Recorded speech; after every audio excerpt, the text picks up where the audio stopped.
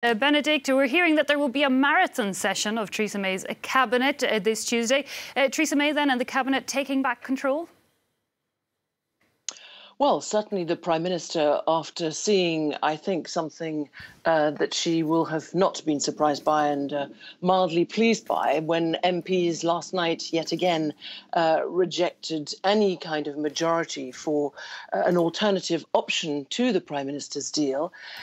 Yes, a seizing back control, certainly an attempt at seizing back control of her government, of her cabinet ministers, a very divided ministerial team, it has to be said, but a marathon session planned, a political cabinet, we understand first, without civil servants, and that seems to be an indication that there will be discussion about a possible calling of a general election, even if we believe that the Conservative Party coffers are not very full, and also to fight an election, a snap election, and also if we know that many Conservative MPs do not wish to have a general election, and then there will be the normal cabinet. So clearly an attempt to try and move things forward. I understand there'll be some possible threats. In other words, if we present the meaningful vote a fourth time, if you don't vote for it and encourage as many colleagues as possible to vote for it,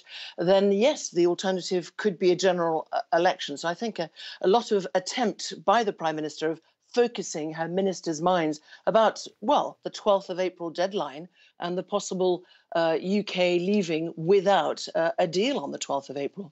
Indeed, and given that MPs have rejected so many options, in a way that leaves a lot of options on the table. There's more and more talk at this side of an extension to the extension of the departure date. How likely is that sounding from where you are?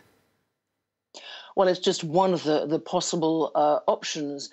What seems to be very clear is that the option of a no deal is increasingly a stark possible reality, maybe a likelihood, as we were indeed hearing from Michel Barnier, even if he clearly points out that it's not his desired outcome.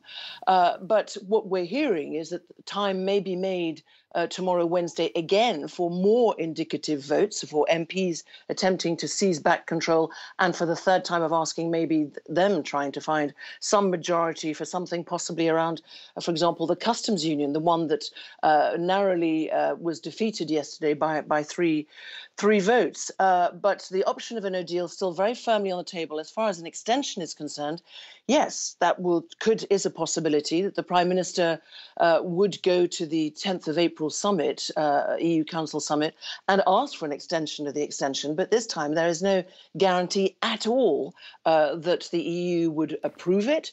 We understand there could be a strengthening of the political declaration, but would that really suffice? There's still that big stumbling block about the backstop, avoiding a hard border between the Republic of Ireland, an EU member state, and the Northern Ireland, which is, of course, part of the United Kingdom. But the default option next 12th of April in British law is that the UK will leave without a deal if there is no extension, the extension, or if the meaningful vote were to be brought back, for example, tomorrow or Thursday, and if it weren't to get a majority. So some stark realities and, of course, the clock ticking all the while.